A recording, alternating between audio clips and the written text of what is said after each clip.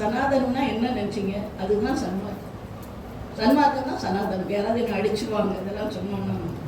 ஆனால் உண்மை அதுதான். சன்மார்க்கம் தான் சனாதனம். அதை புரியாமல் தான் ஏதோ உயர்வு அது இது தாழ். பொதுவாகவே ஆன்மீகத்திற்கு ஆதி மொழி என்னவென்று கேட்டீங்கன்னா தமிழ் மொழி தானே. தமிழ் மொழி தான் எல்லாவற்றுக்கும் ஆதி. அதனாலதான் சொல்றேன், நான் சொல்லல, ஐயா சொன்னது சனாதனம் தான் சன்மார்க்கம் இல்லை, சன்மார்க்கம் தான் சனாதனம். ஏன்னா ஆதி மொழியே தமிழ் தான். தமிழ் தான் இந்த உலக. சன்மார்க்கம் என்பது என்ன? அப்பர் என்று அக்பர் ஒரு மன்னர் இருந்தார். அவருடைய சபையிலே ஒரு மிகச்சிறந்த ஒரு அறிஞர் இருந்தார். அந்த அறிஞருடைய சிறப்பை வெளிப்படுத்த விரும்பிய அக்பர் என்ன செய்தார்? அவருக்கு ஏதாவது மிகப்பெரிய பரிசு ஒன்றை கொடுத்து அவரை மகிழ்விக்க வேண்டும், எல்லார் முன்னாலும் அவரை மிகச் சிறப்பிக்க வேண்டும் என்று நினைத்தார். அப்போது அவருக்கு உடனே என்ன பரிசை கொடுத்தார் என்றால், நவரத்தினங்கள் எல்லாம் பதித்த ஒரு கத்திரிக்கோலை பரிசாக கொடுத்திருக்கிறார். நவரத்தினங்கள் பதித்த ஒரு கத்திரிக்கோலை. உடனே அந்த அறிஞர் சொன்னாரா, எனக்கு கத்திரிக்கோல் வேண்டாம், ஒரு சாதாரண ஊசியை கொடு என்றாராம். உடனே அக்பருக்கு ஒரு மாதிரி ஆகிவிட்டதாம். நம்ம இவ்வளவு பெரிய பரிசை கொடுக்கிறோம், இவர் அதை எனக்கு வேண்டாம் என்று சொல்லிவிட்டு ஏதோ ஒரு ஊசியை கேட்கிறாரே என்று. ஏன் அறிஞரே நீங்கள் அப்படி கேட்கிறீர்கள்? நான் உங்களுக்கு எத்தனை காலமோ நீங்கள் வைத்து இதை வைத்து வைத்து மகிழக்கூடிய தன்மையிலே ஒரு மிகப்பெரிய பரிசை நவரத்தினங்கள் பதித்த ஒரு கத்திரிக்கோலை கொடுத்திருக்கிறேன். நீங்கள் கேவலம், அந்த வார்த்தை தான், கேவலம் ஒரு ஊசியை கேட்கிறீர்களே என்றார். உடனே அறிஞர் சொன்னார், நீ நவரத்தனம் அல்ல, அதற்கு மேல எத்தனை எத்தனை ரத்தனங்கள் கொடுத்த கத்திரிக்கோலை கொடுத்திருந்தாலும் அது எதற்கு உதவும்? ஒன்றாக இருக்கிறதை பிரிப்பதற்கு தான் உதவும் கத்திரி.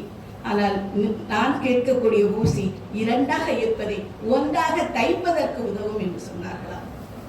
எதற்காக இதை நான் சொன்னேன் என்றால், அப்படித்தான் நம்முடைய அருள் பிரகாசர் வள்ளலாரார் நமக்கு கொடுக்கப்பட்ட சன்மார்க்கம் பிரிந்து கிடக்கக்கூடிய மனிதர்களை, எவற்றாலோ பிரிந்து கிடக்கக்கூடிய மனிதர்களை சன்மார்க்கம் என்ற ஊசியால் தைப்பதற்குத்தான் அவர் சன்மார்க்கம் என்பதை இந்த உலகத்திற்கு அறிமுகப்படுத்தினார். அதுதான் சிறப்பு. அப்படிப்பட்ட சிறப்பு பொருந்திய அந்த சனாதனம் சன்மார்க்கம் இரண்டு இருக்கிறது அல்லவா? இரண்டுக்கும் எப்போதுமே ஒரு போட்டி இருக்கிறது. ஐயாவும் நானும் அதை பற்றி நிறைய பேசிக்கொண்டு வந்தோம். சனாதனம், சன்மார்க்கம். சன்மார்க்கம், சனாதனம்னா என்ன நினைச்சீங்க? அதுதான் சன்மார்க்கம். சன்மார்க்கம் தான் சனாதனம். யாராவது என்ன அடிச்சுருவாங்க இதெல்லாம் சொன்னோம்னா. ஆனால் உண்மை அதுதான். சன்மார்க்கம் தான் சனாதனம். அதை புரியாமல் தான் ஏதோ உயர்வு அது இது தாழ்வு என்றெல்லாம் சொல்லிக் கொண்டிருந்த காரணத்தினால்தான் யார் யாருக்கெல்லாமோ இந்த உலகத்தில் மிகப்பெரிய மதிப்பு வந்திருக்கின்ற போது நம்முடைய வள்ளலாரை ஏன் நாம் கண்டுகொள்ளவில்லை என்பதை தான் நாங்கள் வருத்தத்தோடு பகிர்ந்து கொண்டு வந்தோம். அது எப்படிப்பட்ட மகா அறிஞர்! இந்த தமிழ்நாட்டிலே பிறந்தது ஒரு பாவம், அப்படிதான் நான் நினைக்கிறேன். வேற ஒருவேளை அவர்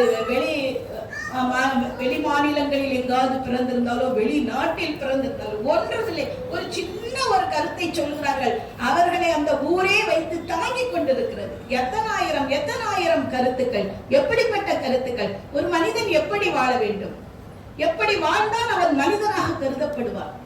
தெய்வம் எங்க இருக்கிறது? தெய்வம் இருப்பது எங்கே என்று நமக்கு உள்ளே எழுதக்கூடிய கேள்விகளுக்கெல்லாம் பதிலை தரக்கூடிய ஒரு வள்ளலாகத்தான். அதான் வள்ளலார். ஒரு வள்ளல் தானே வள்ளி எண்ணி பிறகு கொடுக்க முடியும். நமக்கு சன்மார்க்கம் என்ற வள்ளல் தன்மை மிகுந்த அந்த பொருளை நமக்கு அள்ளி அள்ளி தந்தார். அவர் சொன்னது போல கடைபிடித்தே கொள்வார் இல்லை. உண்மைதானே? நாம் எங்கு கொண்டோம். ஆனால் இன்றைக்கு இந்த சபையை நான் பார்க்கும்போது ரொம்ப மகிழ்ச்சியாக இருக்கிறது. ஐயா அவர்கள் சொன்னார்கள், எத்தனையோ வருடங்களாக இதை நீங்கள் நடத்தி வருகிறீர்கள் என்று. உண்மையிலே உங்களுக்கு உங்கள் பாத கமலங்களை நான் மண்டியிட்டு வழங்குகிறேன். ஐயாவினுடைய புகழை பரப்ப வேண்டும், பரப்பிக் கொண்டு இருக்கிறோம். ஆனாலும் இன்னும் பரப்ப வேண்டும். அதை இன்னும் இளைஞர்கள் மத்தியிலே நாம் நிறைய கொண்டு செல்ல வேண்டும். ஐயா என்னிடம் சொல்லும் போது கூட சொன்னார்கள், அம்மா கொஞ்சம் வயது கூடியவர்கள் தான் இந்த சபைக்கு வருகிறார்கள் என்று, ஆனால் நாங்கள் வகுப்பு நடத்துகிறோம் என்று. என்றால் ஒரு நாள் எல்லோராலும் வள்ளலார் உணரப்படுவார் என்பதற்கு நீங்கள்லாம் ஒரு சாட்சியாக நான் உங்களை மீண்டும் வணங்கிக் கொள்கிறேன். பொதுவாகவே ஆன்மீகத்திற்கு ஆதி மொழி என்னவென்று கேட்டீங்கன்னா தமிழ் மொழி தானே. தமிழ் மொழிதான் எல்லாவற்றுக்கும் ஆதி. அதனாலதான் சொல்றேன், நான் சொல்லல, ஐயா சொன்னது சனாதனம் தான் சன்மார்க்கம் இல்லை, சன்மார்க்கம் தான் சனாதனம். ஏன்னா ஆதி மொழியே தமிழ் தான். தமிழ் தான் இந்த உலகத்துக்கு எல்லாவற்றையும் கொடுத்தது. அன்னைக்கு ஒரு அறிஞரோடு நான் பேசிக் கொண்டிருந்தேன். அவர் சொல்லுகிறார், ஏன் நீங்கள் இவ்வளவு மயங்குகிறீர்கள்? வடமொழி எதிலிருந்து வந்தது என்று நினைத்தீர்கள்? சமஸ்கிருதம் எதிலிருந்து வந்தது என்று நினைத்தீர்கள்? எல்லாத்துக்கும் ஆதி தமிழ் தான் என்றார். அதை ஆராய்ச்சி செய்யாமல் நாம் இருக்கிறோம். நாம் தமிழர்களாக பிறந்து விட்டோம். மன்னித்துக் கொள்ளுங்கள் நான் இப்படி சொல்வதற்காக. பொதுவாக தமிழர்களை பற்றி சொல்லும்போது சொல்வார்கள், மிகவும் மொழி வெறி பிடித்தவர்கள் என்று நம்மை சொல்வார்கள்.